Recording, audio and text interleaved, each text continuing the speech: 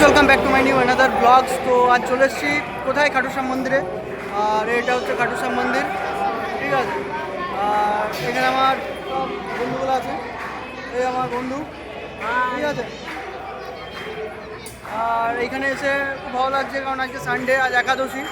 তো একাদশীর জন্যে এই দেখাই, এটা হচ্ছে খাটুশ্যাম মন্দির।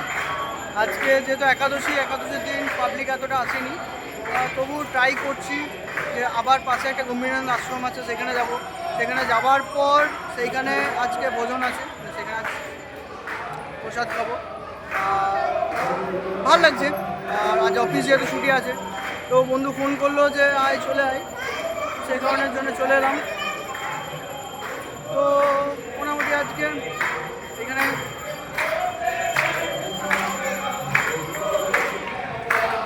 এখন চলছে